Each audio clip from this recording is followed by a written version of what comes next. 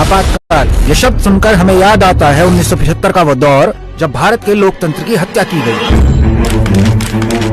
पर आपातकाल सिर्फ 1975 की कहानी नहीं है। आपातकाल एक मानसिकता है जिसमें कांग्रेस जीती आई है। सदियों की गुलामी के बाद सैकड़ों लोगों के अमर बलिदानों से जो भारत 15 अगस्त 1947 को आजाद हुआ, वो मात्र 28 सालों बाद 25 जून 1975 को आपातकाल के नाम पर एक बार फिर तानाशाही देखने को मजबूर हो गया। आपातकाल सिर्फ 2 साल की कहानी नहीं है, यह कहानी है 2 दशक में एक परिवार के पहले कांग्रेस पार्टी और फिर पूरे देश पर कब्जा जमाने की। इस कहानी की शुरुआत होती है 1947 में देश की आजादी के साथ। उस समय कांग्रेस में कद्दावर नेताओं की पूरी फौज हुआ करती थी, लेकिन अगले 10 सालों में लोकतांत्रिक मूल्यों के चैंपियन नेहरू ने पार्टी के सारे नेताओं को किनारे लगाते हुए पूरी पार्टी पर ही कब्जा जमा लिया।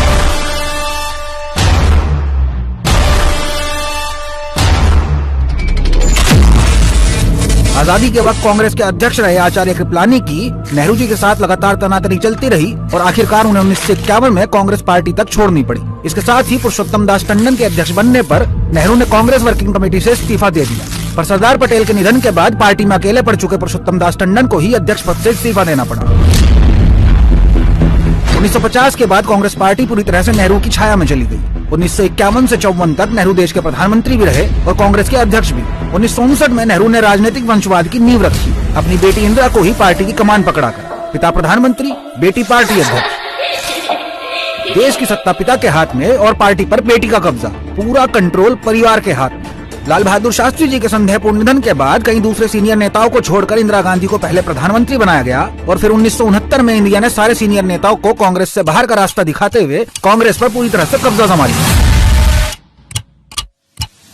1969 तक आते आते इंदिरा गांधी के पास प्रधानमंत्री पद की कुर्सी और कांग्रेस पार्टी दोनों थी। अब बारी थी रास्ते में आने वाले दूसरे विरोधियों को कुचलने की, जिनमें नंबर 1 थी भारतीय न्याय व्यवस्था। चाहे राजभत्ता समाप्त करने का फैसला हो या बैंकों के राष्ट्रीयकरण का मामला, चाहे संविधान में 24वां संशोधन हो या केशवानंद भारती मामला, इन सब मुद्दों पर बार बार सुप्रीम कोर्ट और इंदिरा सरकार आमने सामने नजर आ रहे थे कि तभी वो तारीख आती है जिसने इस देश में घोषित आपातकाल की शुरुआत की। 22 जून 1975 को राजनारायण बनाम इंदिरा गांधी मामले में इलाहाबाद हाई कोर्ट ने इंदिरा गांधी को दोषी मानते हुए संसद से अयोग्य घोषित कर दिया और उनके किसी भी निर्वाचित पद पर रहने पर 6 साल के लिए प्रतिबंध लगा दिया। यहीं से घोषित तानाशाही यानी आपातकाल की शुरुआत हुई। कुर्सी न छूटे इसके लिए इंदिरा गांधी ने लोकतंत्र ही बर्खास्त कर दिया, वो जनतंत्र जिसे लाने के लिए सैकड़ों स्वतंत्रता सेनानी लड़ मरे। आपातकाल लगा तो विपक्ष की धरपकड़ शुरू हुई, क्योंकि न्यायालय के बाद दुश्मन नंबर 2 विपक्ष ही तो था। गरीबी और महंगाई के खिलाफ गुजरात और बिहार के छात्र पहले ही कई महीनों से सरकार के खिलाफ संघर्ष में कूदे हुए थे।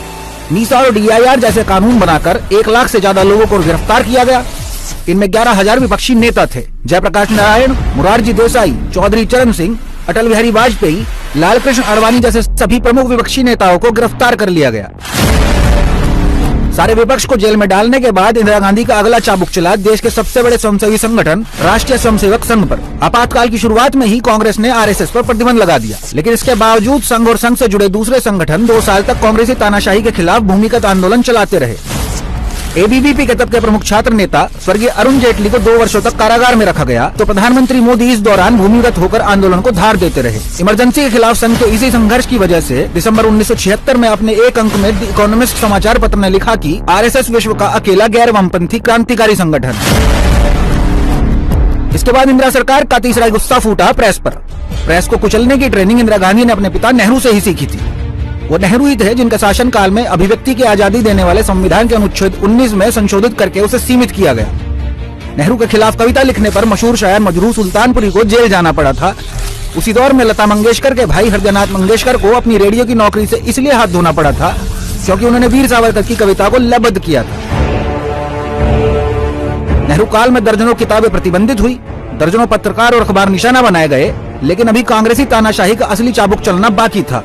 अपने पिता से प्रेस की कमर तोड़ने की ट्रेनिंग पाई इंदिरा ने प्रेस सेंसरशिप का काला दौर पूरे 2 साल तक चलाया। अखबार छापने से पहले सरकार उसकी एक-एक लाइन पढ़ती थी। इस दौरान अखबारों ने अपने एडिटोरियल पेज को खाली छोड़कर अपना विरोध जताया। कितने ही अखबारों के दफ्तर बंद कर दिए गए, पत्रकारों की धरपकड़ शुरू हुई, यहाँ तक कि विदेशी अखबारों के पत्रकारों की गिरफ्तारी और उनका देश निकाला शुरू हो गया। एक तरह से पूरा भारत एक जेल बन चुका था। आपातकाल के दौर में गांधी परिवार देश को मुगलिया दौर के बादशाहों की तरह चला रहा था। आम जनता के लिए आपातकाल का सबसे भयावह चेहरा नसबंदी के रूप में आया। कांग्रेसी सरकार के दमन का अंदाजा इस बात से लगाया जा सकता है कि केवल एक वर्ष में 60 लाख पुरुषों की नसबंदी कर दी गई। सही इलाज और देखभाल न मिलने की वजह से इनमें से हजारों पुरुषों की मौत तक हो गई। इस मामले में माँ बेटे की कांग्रेसी तानाशाही नाटजी तानाशाही से भी ज्यादा क्रूर थी। इसके अलावा सौंदर्यकरण के नाम पर संजय गांधी ने दिल्ली के सैकड़ों घरों पर बुलडोजर चलवाया, जिसमें करीब 6 से 7 लाख लोग बेघर हो गए और विरोध करने पर आम लोगों पर गोलियां तक चलाई गई, जिनमें कई मौतें हुई। ये अमानवीय, अत्याचारी, अलोकतांत्रिक तानाशाही 2 साल तक चलती रही। इसके बाद मार्च 1977 में कांग्रेस सरकार आपातकाल हटाने और चुनाव कराने को राजी हुई। सारी विपक्षी पार्टियों को विलय करके एक दल जनता पार्टी बनाया गया, जिसने 1977 के चुनाव में कांग्रेस को पराजित किया।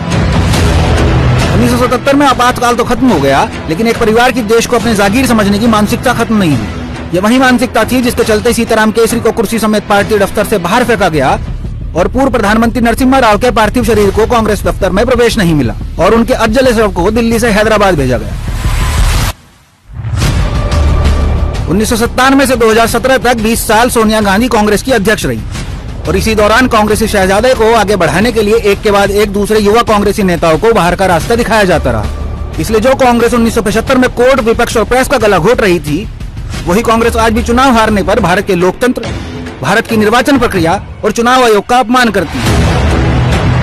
कोर्ट से मिली सजा का राजनीतिकरण करती है, भारतीय सेना से सबूत मांगती है, प्रेस को गोदी मीडिया कहकर अपमानित करती है और एक के बाद एक लगातार देश से गद्दारी के प्रमाण देती है।